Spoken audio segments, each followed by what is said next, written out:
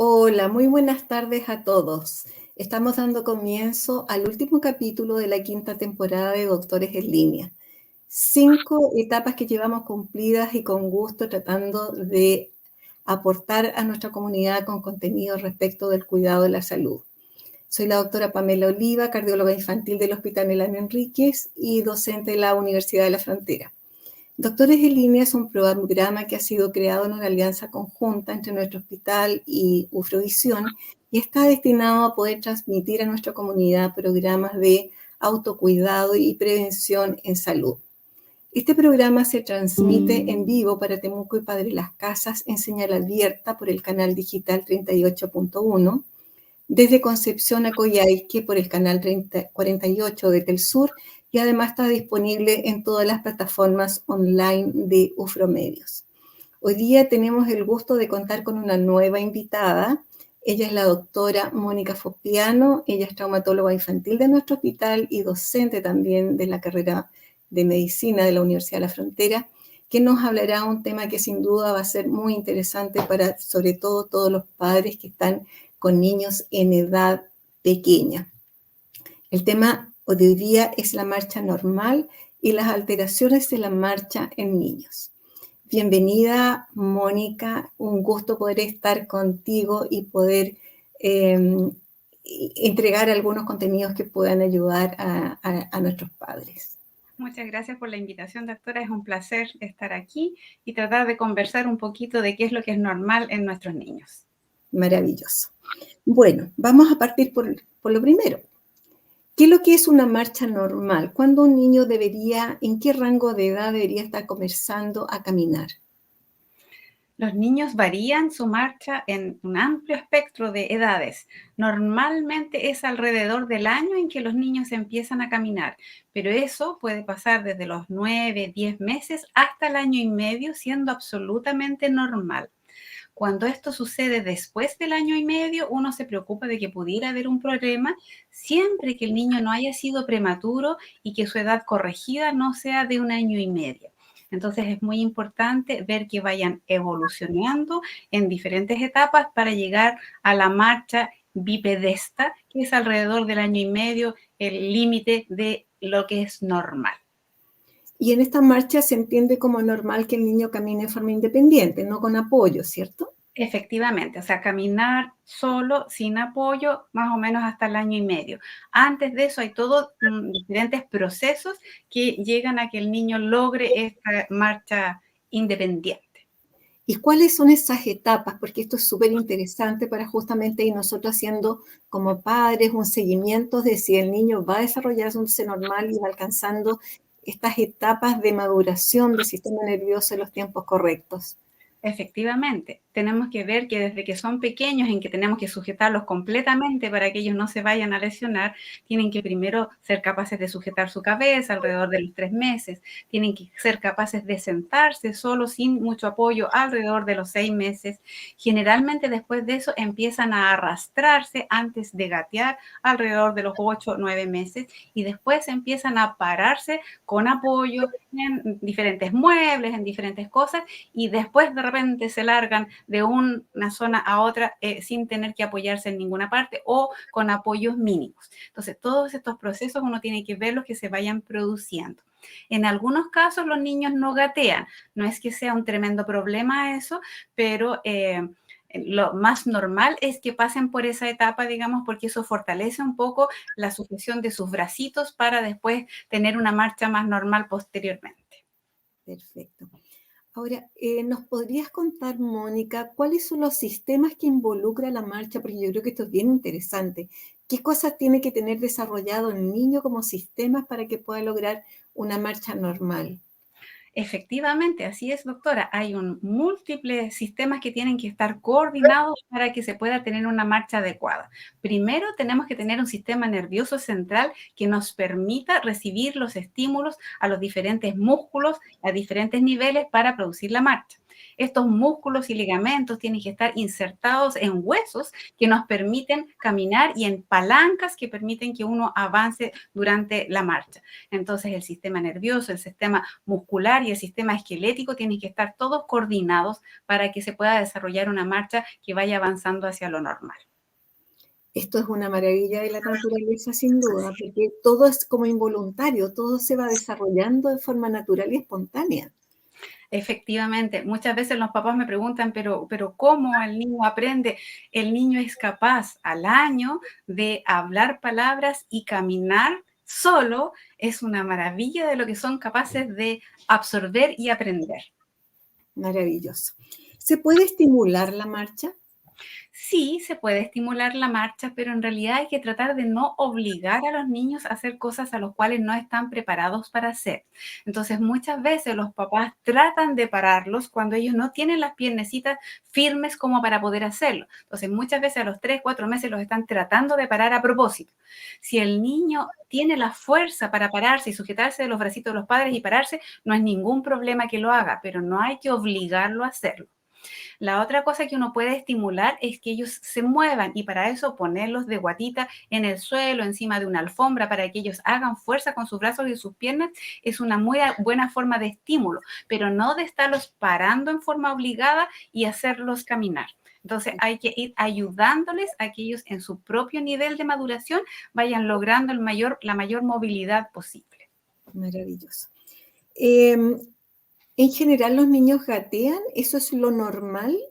Lo normal es que los niños gateen entre su fase de sentarse y de empezar a apoyarse y con los brazos poder hacer un paradito que uno les dice a los padres. Súper. ¿Qué pasa con los andadores? ¿Se pueden usar? ¿Es conveniente o hay algunos problemas con ellos? A uno le llama mucho la atención y uno como padre sabe lo difícil que es entretener a un niño que ya no quiere estar en el suelo y quiere moverse y participar de la actividad en forma bipedesta y no en el suelo. Entonces, uno sabe de que el andador para estos padres es útil, pero hay que tener ciertas precauciones, porque el andador puede llevar a los niños cuando no están preparados a lugares que son de peligro, salirse por una ventana, caer por la escalera, por la puerta que está abierta, tomar el hervidor eléctrico y que se caiga el agua encima o llegar a la estufa. Entonces, no es que uno diga, no, no puede usar ningún andador, no se trata de eso, pero sí tienen que tener mucha precaución en el uso. Es casi mejor usar estas estaciones de juego que son que no se mueven y que permiten que el niño interactúe con el medio de frente y no en el suelo, pero que no permita que se mueva con tanta facilidad en todas partes. Y si van a usar un andador, que sea en un lugar restringido y con vigilancia. No lo podemos dejar en el andador y dejarlo solo hacer sus actividades. Hay que estarlo mirando. Hay algunas saltarinas que son estáticas también y que permiten que ellos hagan fuerza con sus piernecitas, que también son útiles, pero también a edades adecuadas. No es para poner a la guagua de 3 meses, sino que después de los 7, 8 meses en que están preparados para tener movilidad adecuada de sus extremidades inferiores. ¿Y qué pasa con los corrales? Los corrales también son muy buenos porque los limitan un poco en términos de dónde tienen que estar y también les dan un apoyo, una sujeción para sus brazos para hacer esfuerzos de pararse. Pero también hay peligros con los corrales, con las rejas a veces que son blandas y que ellos meten sus piececitos y sus manitos entre medio y se pueden lesionar. Entonces, todas estas cosas tienen que ser bajo supervisión del cuidador o los padres. O sea, lo ideal es que fuera un corral de madera y no de hilos o de plásticos, En que ¿cierto? ellos puedan sacar sus manitos, por ejemplo, por ellos o su cabeza de repente cuando se rompen o algo así. Entonces, pudiera ser peligroso cuando es muy endeble. O sea, lo ideal es que fuera de madera y con los Claro, palitos redondos para que no tenga exactamente, filos. exactamente. Es súper bien. Ya. De todas maneras, nosotros invitamos a nuestra audiencia, si quiere hacer preguntas, las pueden hacer y nosotros vamos a tratar de resolverlas durante el programa. Así que los instamos a preguntar todas las dudas que tengan. ¿Es normal que los niños caminen con los pies hacia adentro? Efectivamente, hay diferentes etapas en que se desarrolla ya la marcha bipedesta, cuando están caminando en 2 pies. Generalmente cuando empiezan a caminar los niños, caminan con los piececitos hacia adentro y con las piernas abiertas, porque eso aumenta su base de sustentación y eso significa que su equilibrio es mejor. Además, por la posición que han tenido dentro de la huevita, que han tenido sus piernecitas cruzadas, tienen cierta incurvación de sus piernas y eso hace que tengan sus piececitos hacia adentro. Ahora, no es normal toda la vida. Es en el proceso de llegar a tener una marcha como en el adulto. Así que hasta los 4, 5, 6 años todavía pueden tener la marcha con los piececitos uno o los dos hacia adentro y ser normal. Después de eso, alrededor de los 7, 8 años, los niños empiezan a caminar como caminamos los adultos, con movimiento de los brazos asociado al movimiento de las piernas, y ahí los pies empiezan a cambiar su posición y en vez de estar hacia adentro, están así como un cuarto para la una, y eso nos da mayor estabilidad cuando somos adultos para caminar. Entonces tienen que pasar por todas esas etapas. Entonces hay edades en que es normal caminar con los pies hacia adentro y edades en que no. Perfecto. ¿Qué pasa si el niño tiene piernas chuecas? ¿Qué significa? ¿Es normal o no es normal? También las piernas de los niños durante su proceso de crecimiento van pasando por diferentes etapas. La primera, como ya la mencionábamos, es la de la torsión tibial interna o el genu varo. El genu varo significa que sus piececitos se juntan y sus rodillas quedan un poco separadas. Eso es normal alrededor hasta los 2 años. Puede ser de diferente intensidad. Hay niños que tienen mucho genu varo que preocupa a los papás y otros que no tienen tanto. Si es que hay alguna duda, es bueno consultar con el pediatra o con el traumatólogo para ver si está dentro del rango de la normalidad. Y muchas veces, para estar absolutamente seguros, tomamos una radiografía que nos permite ver que no haya ninguna enfermedad que esté produciendo este genu varo. Cuando los niños van creciendo en edad, después pasan por otro periodo que se llama genu valgo. Alrededor de los 4 años es el mayor punto de genu valgo, en que juntan las rodillitas y separan los piececitos hacia abajo. Y después de eso recién se empieza a lograr la alineación normal de las piernas de los niños, que es alrededor de los 7 u 8 años.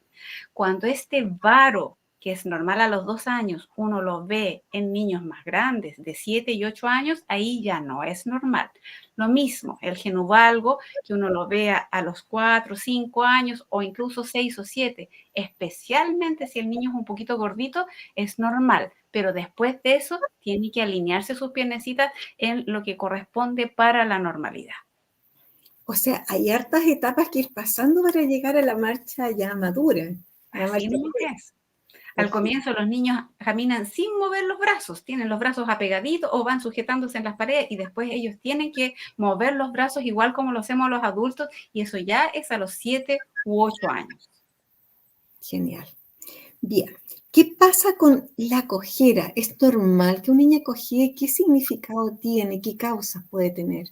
Hay muchas causas que pueden producir cojera, desde una espina en el zapato o alguna lesión en el pie, alguna lesión traumática secundaria a alguna caída, a alguna infección en alguna parte de las extremidades o otras enfermedades musculoesqueléticas como la displasia o luxación de cadera, la enfermedad de Pertes, la epifisiorisis, etc. Entonces hay una gama grande de posibilidades de cojera y hay que ver cuáles son más graves y cuáles son menos graves. Generalmente cuando hay una claudicación sin dolor es menos preocupante para nosotros que cuando hay una claudicación con dolor. O sea, si el niño cojea y además está comprometido del estado general y tiene dolor y no quiere mover la piernecita, nos preocupa mucho más que si cojea sin dolor. Pero siempre hay que buscar la causa de esa claudicación o esa cojera, especialmente si se mantiene en el tiempo. Por ejemplo, si un niño está caminando y se cae y cojea un poquitito cuando se para porque se golpeó la rodilla y al día siguiente corre como que no hubiera pasado nada, lo más probable es que no sea una cosa significativa. Pero si el niño a los 2, 3, 4 días sigue sin querer apoyar el pie o cojeando, hay que buscar alguna causa traumática que lo esté produciendo. De igual forma, si el niño cojea y está con fiebre y con confusión del estado general, hay que tratar de descartar que no vaya a tener una infección que esté produciendo esta claudicación. Y si no tiene ningún dolor y cojea, hay que estar seguro que no tenga una pierna más corta, que no tenga una displasia de cadera, que no tenga una luxación de cadera. Entonces, si tenemos una cojera persistente o una cojera asociada a compromiso del estado general, es preferible consultar. Perfecto. Ahora, eso significa entonces que la costura nunca es normal, siempre es algo que hay que tener en mente y consultar de acuerdo a estas alarmas que nos ha contado. Ahora, Efectivamente. a propósito de esto mismo, el estudio para la sospecha o detección precoz de la displasia de cadera, ¿es algo que se hace rutinariamente? Efectivamente, está garantizado en nuestro país por el GES, las garantías explícitas de salud, de realizar o una ecografía entre los 4 y las 6 semanas de edad y una radiografía a los 3 meses, independiente de que se haya hecho la ecografía, para hacer un screening y tratar de diagnosticar a los niños que pueden tener un problema en la cadera. En nuestro país, al igual que algunos países europeos, tenemos una incidencia no menor de displasia de cadera, que es aproximadamente de 500 a 700 recién nacidos del total de recién nacidos vivos al año. Y de eso, un 3% pueden tener la cadera fuera de su lugar. Perfecto. Y eso está garantizado, o sea, todos los niños tienen acceso oportuno a la radiografía y luego la ecografía. A ver, la ecografía y luego la radiografía. A Perdón, veces la ecografía no es tan fácil realizarla porque no hay tantas personas que la realicen en el país, pero la radiografía a los 3 meses sí debe ser tomada en todos los niños. perfecto. Muchas gracias. ¿Qué pasa con esto de que los niños caminen en punta de pie? ¿Es algo normal o no es normal? Es ¿Cuándo? una pregunta bastante frecuente de los papás en la consulta, que preguntan de por qué el niño camina en punta de pie. La mayor parte de las veces puede ser normal como parte de de las fases de desarrollo de la marcha, que caminen en puntita de pie. Eso les ayuda a formar el arco del pie y que no tengan problemas de pie plano cuando posteriormente se desarrolle. Ahora, cuando el niño solo camina de pie y no es capaz de apoyar los talones, ahí la situación es diferente. Si el niño es capaz de pararse con su pie completo en el suelo y después camina en puntita de pie, no pasa nada. Pero si el niño no es capaz de apoyar los taloncitos, sí puede significar que hay algún tipo de patología neurológica que esté produciendo este pie en equino, que se llama, o marcha en equina, y eso debe estudiarse. Perfecto. ¿Qué pasa con esto del pie plano? La historia del pie plano ha pasado por diferentes fases desde que yo estudiaba medicina hasta el día de hoy. ¿Es normal, no es normal? ¿Cuándo es normal? ¿Cuándo no? ¿Se trata, no se trata? Por favor, doctora, háblenme de eso. Es también una consulta bastante frecuente de los padres que consultan porque el niño se cae con mucha facilidad y preguntarán, ¿no tendrá pie plano? Es normal que los niños tengamos pie plano, todos, hasta los 4 años. Hay ninguna patología, muy pocas patologías que sean visibles con otro tipo de pie hasta esa edad. Y eso se produce por diferentes cosas. Uno es que ellos caminan con el colchoncito de grasa que hay debajo del pie que los protege, entonces se ve que apoyan completamente el pie en el suelo. Ellos tampoco caminan con talón y punta como caminamos nosotros, sino que apoyan todo el pie. Entonces se ve completamente aplanado. Y son laxos, entonces también se apoya completamente el pie. Pero después, en la medida que van siendo más grandes, van desarrollando el arco del pie. Y uno puede hacer diferencia de un pie plano que sea rígido a un pie plano que sea flexible. Como el niñito que sale aquí en la foto, si él se para en punta de pie y se asoma un arco del pie o uno levanta el dedito gordo y se asoma el arco del pie, es porque tiene un pie plano flexible, que no le produce dolor, que está dentro de la normalidad. Si por el contrario el niño tiene dolor al caminar o al pararse en puntita de pie no se forma arco, ahí estamos hablando de un pie plano rígido que sí debe estudiarse y tiene tratamiento. La mayor parte de las veces, al caminar descalzo, al caminar en punta de pie, se desarrolla el arco del pie en la medida que pasa el tiempo. Si es que eso no es así, uno lo puede evaluar, pero no antes de los 5, 6 años. Hasta esa fecha uno puede considerarlo absolutamente normal. Ahora, antes, como usted menciona, había zapatos ortopédicos y en algunos pacientes que vienen de otros países, como por regla, se les hace tratamiento con yesos por el pie plano, pero uno ve que eso ya no es necesario. No necesitan zapatos ortopédicos, no necesitan yesos, necesitan estimular el movimiento. Así que caminar en un lugar seguro, a pie descalzo y en punta de pie es lo que más les va a favorecer el desarrollo del arco de su pie. Se hablaba también en años remotos de que era bueno que los niños caminaran de pie en lugares que tuvieran piedras pequeñas, evitando accidentes, por supuesto, porque eso también estimulaba la parte muscular. ¿Es efectivo? Es efectivo y en la arena también, en superficies que sean irregulares, pero que tengan seguridad para que ellos no se vayan a accidentar. Entonces, hay que buscar el equilibrio del lugar adecuado donde ellos caminen descalzos. Entonces, ¿cuándo ya nos llamaría la atención como patológico, aparte de los 4 años, que fuera un pie rígido? Y después de los 4 años ya habría que tratarlo. ¿Y qué se hace? ¿Cuál es el tratamiento? Depende de la gravedad del pie plano, ¿ya? Cuando un pie plano es absolutamente rígido, hay causas que lo producen. En los niños más pequeños es cuando tienen una patología que se llama astrágalo vertical, que es una malformación congénita. Y en niños más grandes generalmente se ve por una barra tarsiana o la unión de huesos del pie que no deberían estar unidos y que impiden la flexibilidad.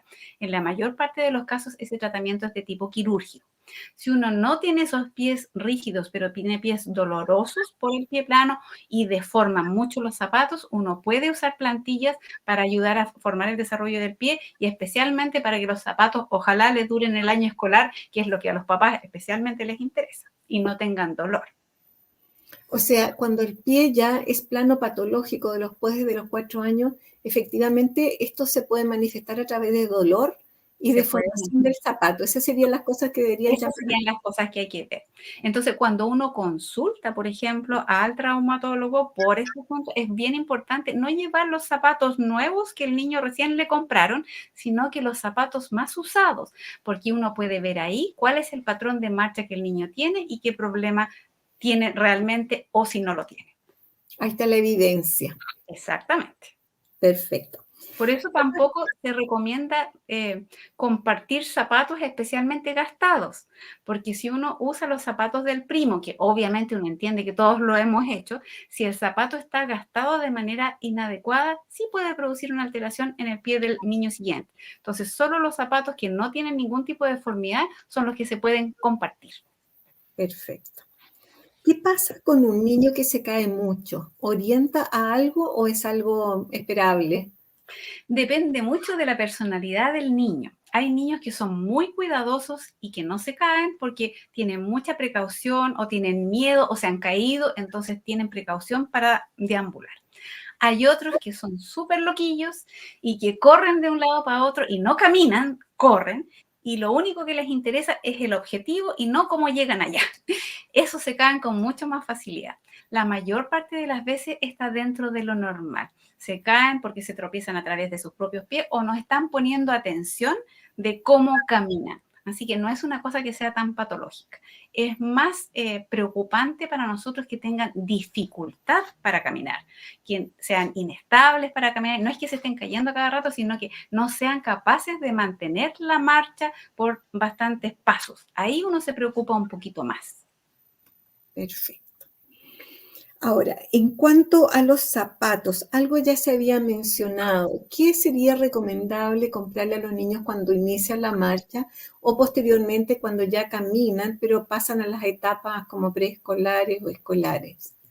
Efectivamente, como habíamos mencionado antes, todos estaban metidos en zapatos ortopédicos y no. Se ve que lo que el niño necesita es un zapato que sea flexible, tipo zapatilla, que lo proteja obviamente de los elementos externos, que no se vaya a enterrar astillas o piedras o clavos a través del zapato y que tenga espacio suficiente para que todos sus dedos estén estirados, incluso los chiquititos, que no se amuñen los deditos de los zapatos, siempre un poquito más grande que el tamaño del pie, pero no exageradamente grande, no tan crecedorcito como nos compraban a nosotros los zapatos antes. Entonces, zapato tipo zapatilla. Y en los niños más grandes también, zapatos sin taco, zapatos sin plataforma, que sean blandos para que el niño no tenga dolor. Zapatillas tipo running es como lo ideal ya en los niños preescolares y escolares. Y en cuanto a la calidad del material de los zapatos, ¿tiene algún significado, alguna significación que sea, por ejemplo, de tela, que sea de un material sintético, que sea de cuero? ¿Hay alguna diferencia? Hay diferencias, los zapatos de cuero son muy buenos zapatos, pero son bastante más duros y tienen que amansarse un poquito. Y uno ve que las fibras sintéticas más actuales, que permiten que transpire el pie y que no se junte la condensación adentro, son como más adecuadas para los niños que están en crecimiento. Tampoco nos sirve un zapato completamente plástico que no tenga orificios, por ejemplo. El hecho que ellos usan estas zapatillas como de goma eva, que tienen hoyitos y que son arrugadas abajo, que permiten que no se deslicen, son zapatos que son cómodos durante el verano, por ejemplo. No es problema que lo usen. Pero el zapato de cuero, que tiene que ser ojalá de un cuero blando, no un zapato duro en que les pueda producir dolor y molestias en el pie. Y nada de realce ni cosas como se usaba antiguamente. Solamente si es que lo requiere porque tenga alguna patología el niño, si no, no. Perfecto. ¿Hay alguna marca en especial que es recomendable, sin ánimo de propaganda, pero para que haya una orientación? Porque en No, en general no. productos que es difícil como saber a qué atenerse. Exactamente, hay variedad de productos, pero en realidad lo que uno les pide es que sea una zapatilla que sea liviana, que tenga antideslizante para que ellos no se vayan a tropezar ni resbalar y que sea cómodo de usar, para que el niño se lo ponga y le guste el caminar con el zapato. Perfecto. Ahora, si el niño está dentro de la casa y está aprendiendo a caminar, es preferible si está en un espacio protegido y calefaccionado que ande a pata pelada, que ande con calcetines, ¿cierto? Absolutamente, siempre que Más no se seguro. vaya a resbalar y que el espacio sea adecuado para la temperatura y que no se nos vaya a resfriar tampoco. Pero es muy bueno que caminen a pie descalzo. Uno ha visto de que en la medida que han pasado los años, los niños que caminan sin zapatos tienen muchos menos problemas de pie plano y todo que los que han tenido que usar zapatos desde pequeños. Así que es una muy buena práctica que caminen a pie descalzo o con calcetines. Y además que se debe sentir tremendamente libre, Absolutamente. con ganas de pasarlo bien. Súper. Ya. Vamos ahora a las cosas más extrañas. Hemos hablado mucho de lo normal y creo que es súper, súper importante todo lo que se ha dicho. Pero ahora algunos puntos que sean importantes respecto de qué cosas tenemos que tener en cuenta, que nos llamen la atención, que sean alarmas respecto de que algo no va bien con la marcha. Exacto. Una de las cosas es que los niños caminen levantando sus pies. Hay algunas enfermedades de tipo neurológica que impiden que los niños den un paso y arrastran un pie. Eso es un motivo de preocupación. El hecho de que los niños tengan dolor al caminar también es una cosa que nos produce preocupación, especialmente si el dolor es localizado en una sola parte de las extremidades. Cuando de repente le duele una pierna, de repente le duele la otra y hace su vida normal en el día y en la noche solamente se queja de dolor, no nos preocupa tanto que si permanentemente está con un dolor que le impide hacer su vida normal. La otra cosa es que hay algunos niños que empiezan cada vez que van creciendo más a tener más dificultad para caminar. Eso tampoco es normal.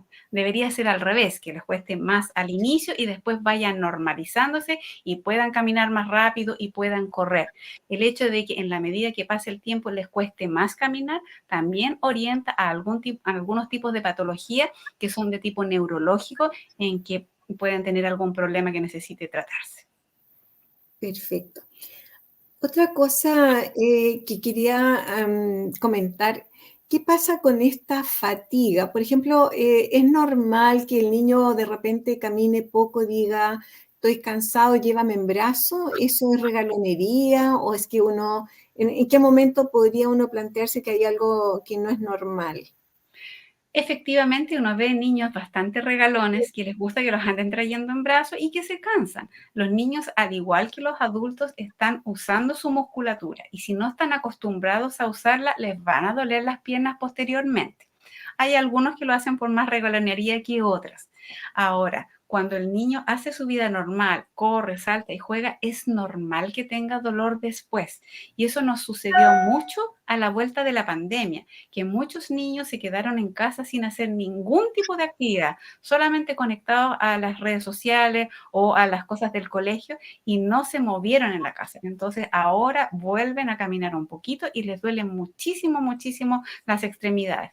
Ahí no es que duela el hueso, sino que duele la musculatura y generalmente con calor local se les pasa la molestia o con algún anestésico suave. Si eso no sucede y el dolor es suficiente como para impedir que ellos hagan la vida normal, o sea, si ven un carro de helados y no parten corriendo a donde el carro de helado porque quieren que los tomen en brazos, uno sospecha que probablemente hay alguna cosa que sea más importante. Entonces, cuando este cansancio y todo les impide hacer la vida normal y les impide hacer cosas que ellos quieren hacer, ahí hay que parar las orejas de que puede haber alguna cosa que sea más peligrosa. Perfecto. Vamos a agregar algunas otras preguntas extras, doctora Fopiano. ¿Es posible? Por supuesto. Ya. ¿Qué pasa con los dolores de crecimiento? ¿Es algo real o no es real? ¿Es normal, no es normal? ¿Qué pasa con eso? ¿Cuál es el dolor de crecimiento? El dolor de crecimiento es un dolor que se produce generalmente en la noche, a veces en una pierna, a veces en la otra, en el sector alrededor de las rodillas y las pantorrillas, y que no les impide a los niños hacer en la vida normal. Sucede generalmente porque los niños pegan un estirón, los huesos crecen muy rápido y los músculos no crecen a la misma velocidad que los huesos, entonces quedan muy tirantes. Y como los niños hacen actividad durante el día independiente de este proceso de estiramiento, después en la noche se acalambran los músculos y les produce dolor. Entonces la diferencia es en que pueden hacer su vida normal en el día y tienen estos dolores en la noche. La mayor parte de las veces, de todas maneras, nosotros cuando los vemos tomamos una radiografía de extremidades inferiores para tener la seguridad de que no haya ninguna lesión en sus huesos que esté causando dolor. Si eso es negativo o su examen es normal, podemos asumir que son los dolores de crecimiento y que se les van a pasar en la medida que pasa el tiempo. Muchas veces uno les pregunta a los padres y el papá o la mamá han tenido el mismo problema o los hermanos han tenido el mismo tipo de problema. Así que si son familias, por ejemplo, de niños muy altos, esto se ve con un poco más de frecuencia, pero debieran disminuir en la medida que los niños vayan creciendo. Y está entonces asociado en gran medida al mayor o menor ejercicio que hayan hecho durante el día. Efectivamente, la mayor parte de las veces han corrido, saltado, jugado muchísimo y en la noche tienen dolor. Perfecto.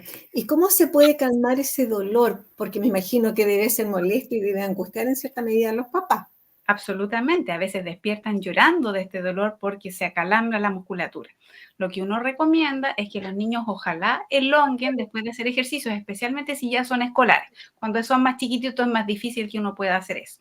Entonces, para producir relajación muscular, es súper bueno que los niños que han tenido mucha actividad en el día se den un baño de tina en la noche, de agua tibia, ojalá con un poco de sal de mar en el agua. Eso hace como una terma para relajar la musculatura y eso puede ayudar a que no tengan tantos dolores durante la noche.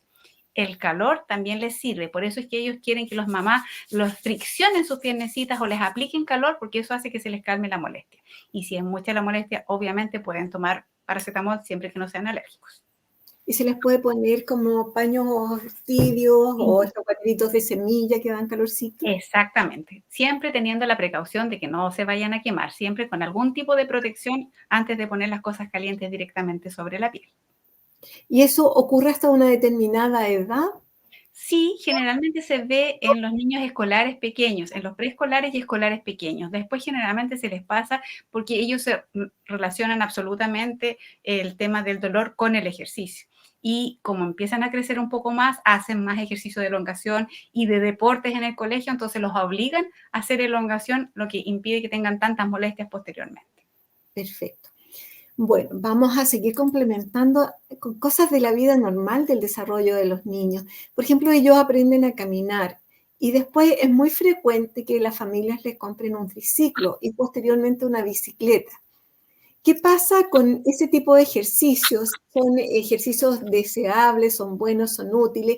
O si eso no está al alcance en un momento dado, hay otros ejercicios que permiten un buen desarrollo muscular y óseo de los niños en los años siguientes.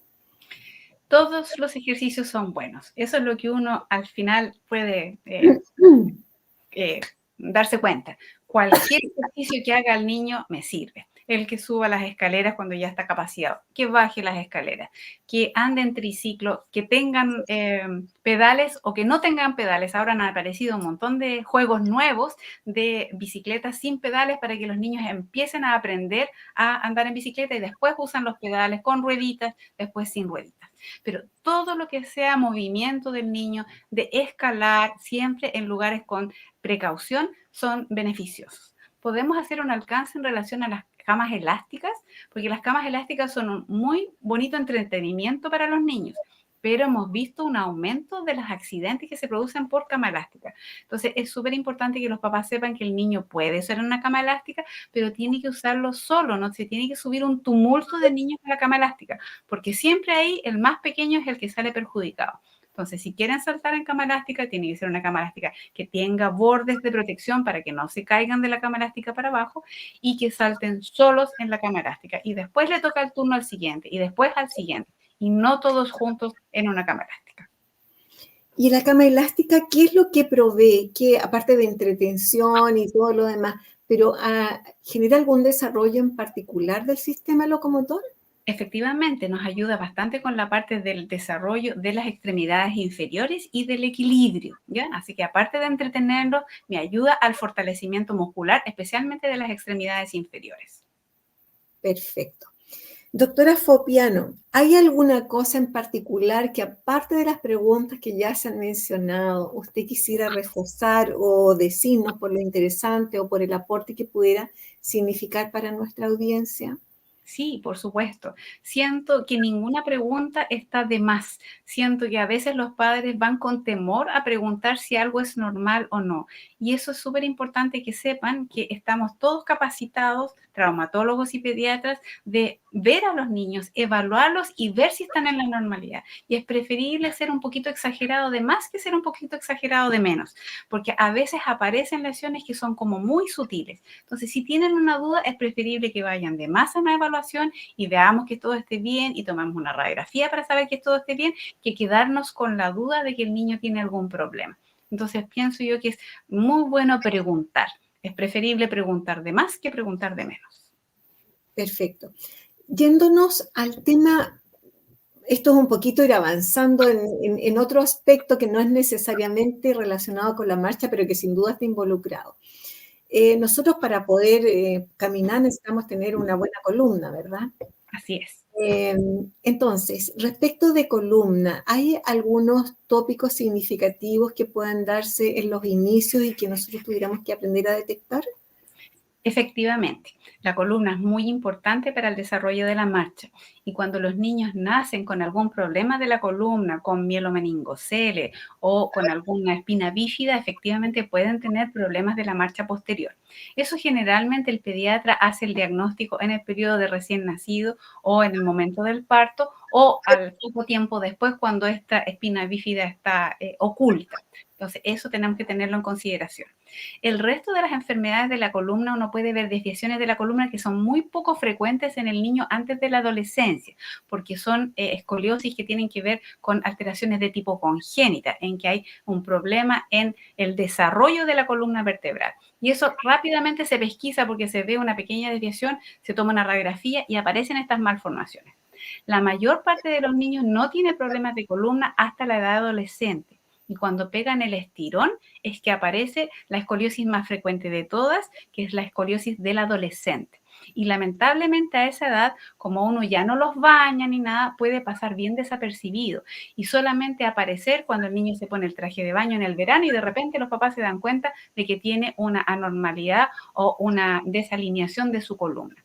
Entonces, es recomendable para los padres de revisar a sus niños alrededor de los 10, 11 años y de ver que su columna y su espalda se vea más o menos derecha, especialmente si se agacha, que no haya ninguna alteración, ninguna jiba en ninguna parte. No necesariamente esas alteraciones tienen dolor, por eso es que hay que verlas. Entonces, fijarse en el verano, especialmente cuando andan con menos ropita, de que se vea todo alineado como debe ser. Existe en los colegios públicos estatales un programa de la JUNAEV para hacer detección de alteraciones de la columna, pero no todos están incluidos en este programa. Entonces es bueno que los padres sepan que existe esta posibilidad y que el niño puede no haber tenido nunca un problema de la columna y que este problema puede aparecer solo en la adolescencia. Perfecto. ¿Qué pasa con el desarrollo en los niños cuando, al contrario de lo que pedimos habitualmente, que hagan ejercicio y que la población está un poco sedentaria y no muy muy entusiasmada con esto, pero hay personas que se pasan como para el otro lado y tienen interés en mucho fortalecimiento muscular, sobre todo en los adolescentes, y que toman mucha proteína y que esto que el otro.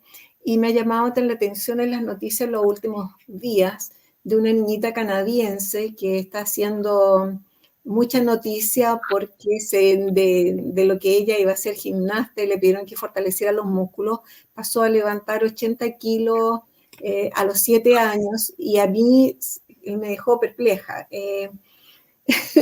Quisiera saber tu opinión porque me parece, siempre he pensado que el equilibrio es una cosa súper importante, pero cuando alguien se va a un extremo y más encima, que lo siento terrible, que el papá se sienta orgulloso de este logro a nivel histórico de esta niñita que levanta 80 kilos a los 7 años, a mí me deja perpleja, no sé qué opinión tiene.